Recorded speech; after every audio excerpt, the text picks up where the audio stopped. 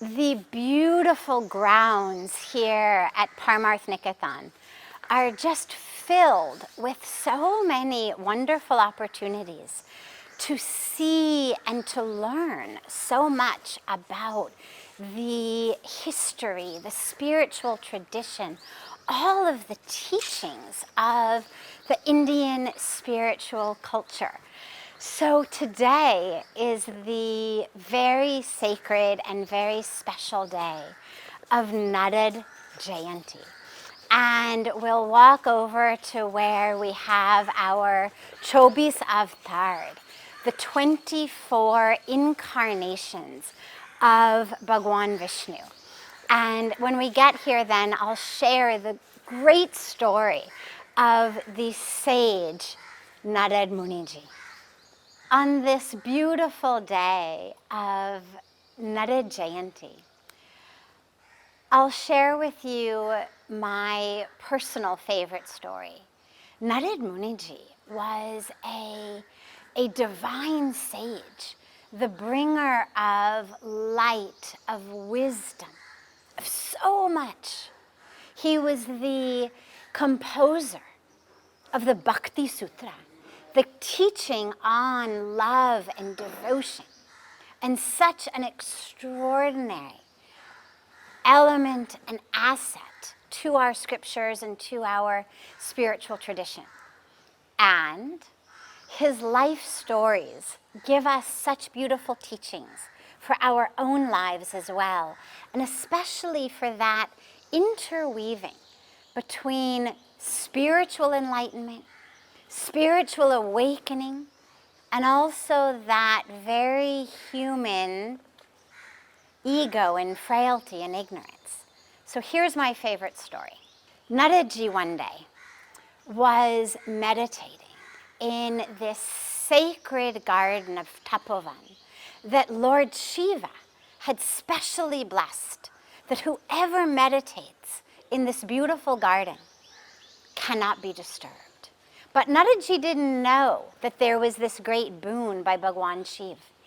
He's meditating, and as he's meditating, undisturbable, Lord Indra sees this and thinks, my God, he should not become so powerful. So Lord Indra sends down Agni, Varun, Vayu, fire, rain, wind, all of the elements to disturb in some way Narad Muniji. But nothing disturbs him. Finally, Indra sends down the god of love to try to disturb him with beautiful dancing ladies, but nothing disturbs him. So Naradji then gets this arrogance, you can say, and decides, I am the greatest, I'm the most powerful. He goes to Lord Shiva in Kailash, and he tells him, I was meditating, and even the god of love, nothing could disturb me. Now, Lord Shiva, of course, knew why nothing disturbed him. He knew that he was the one who had blessed this garden, but he didn't mention it. Then Naradji goes to Lord Vishnu, even though Lord Shiva had told him not to, but he did. The same thing happens when we're full of pride, ego. We think, I am everything. I've done everything. We want to tell everyone, make sure everyone knows how great we are. So he goes to Lord Vishnu and he tells him about his great feat. So Lord Vishnu smiles. When Naradji's back now on earth, he finds himself face to face with the beautiful princess. And the king tells him that the princess is going to be married. She's having her swamvar, where she chooses her husband in just a few days. And he asks Narad Muniji to look at his daughter's palm and to tell her future. When Naradji looks into the princess's beautiful palm, he decides he has to be the one to get her hand in marriage. Doesn't tell the king, he just tells him, your daughter will have a very successful married life. But his heart is already pumping. He knows, I have to have her. So he goes to Lord Vishnu and he tells Lord Vishnu what has happened, and he says, you must give me the face of Hari, means God, that is so beautiful that I will win her hand at the Swamvar, that she will choose me. So Lord Vishnu says, face of Hari, tathastu, so be it. It is done. Now in those days, people didn't have, full-length mirrors in their homes. There was no smartphones to check how you look. But Naradji was confident. Vishnu Bhagwan had blessed him with the face of Hari. He was going to win the princess's hand. So the day of the Swamvar comes, and he gets in his line with all of the other suitable bachelors. And the princess walks down with the flower garland, because in those days the tradition was whoever she chooses, she places the garland over the head. So Naradji is convinced, today's my lucky day, and he's just waiting for her to place the garland over his head. But she passes him right by, and that too with a little chuckle, maybe even a twinge of a snicker. Naradji can't believe it. What's happened? How could she not choose him? Finally, when he sees his face in the reflection of a river, he realizes that Lord Vishnu has tricked him. He's given him the face of a monkey.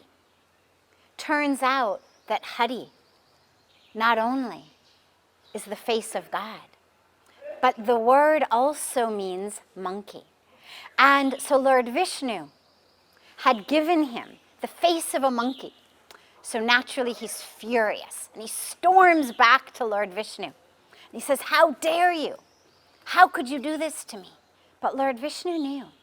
He knew that Naradji was needed to bring this wisdom to the world, that Naradji was needed to bring the Bhakti Sutra, that Naradji's dharma was not supposed to be just married to the princess, stuck in the four walls of a castle, but that his dharma was different.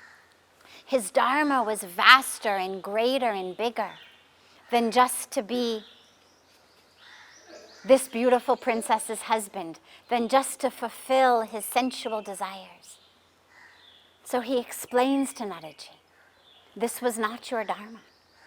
Your dharma is to give the world this great wisdom, this great inspiration, this great love and great devotion. And the same thing is true for us. So many times in our life, the story has so many beautiful messages about arrogance and ego, about taking credit for that which really is due only to the grace of God. Naradji's ability to meditate undisturbed was just due to Lord Shiva's blessing over the garden. And in our lives also, that which we are able to attain, achieve, acquire, master, is due to God's grace. But so frequently we also think, I'm the doer. I'm the one who made it happen. And this story reminds us of the great perils of falling into the illusion of ignorance. But it also gives us a beautiful story of dharma. Because sometimes we want something so badly. We think, I'm meant to have this. I have to have it. Like Naradji was just intoxicated by desire for the princess, by her beauty, by yearning. And so many times in our life we think, I want this so much. We even pray to God, give it to me. And if we don't get it, we become furious like Naradji. How dare you not give it to me? I'm good. I'm devoted. I deserve it. I'm entitled. Without actually asking, what is my dharma? Really is my dharma to be the receiver of that boon that I thought I wanted? Or does God actually know better?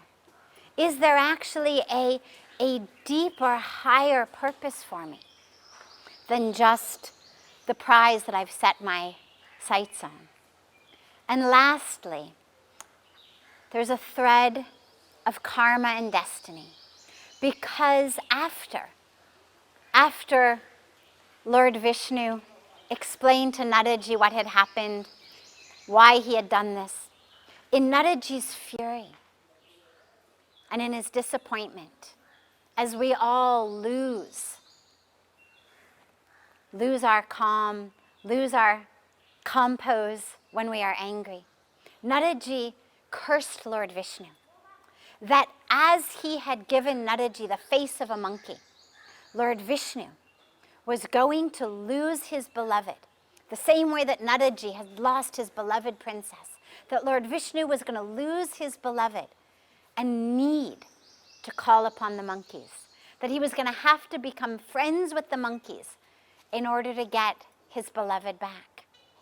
And of course, we all know the story of the Ramayan, the story of Lord Ram, this incarnation of Vishnu, losing his wife, Sita Ji, to the demon king Ravan, and having to rely on Hanumanji and his army of monkeys to rescue Sita Ji back. But of course, that had to happen. The destiny of bringing about the end of the reign of Lord Ravan had to happen through the incarnation of Lord Ram and Sita Ji. Hence the curse of Naradji. So again, all of these beautiful karmic threads weave together that we so frequently don't have the ability to see until we are able to step back and really view the whole tapestry. So on this beautiful day of Narad Jayanti, let us remember the wisdom, the teachings, the Bhakti Sutra of love and devotion, and let us remember all of these beautiful teachings that we learn in just this one small story of the blissful and blessed life of Narad Muniji.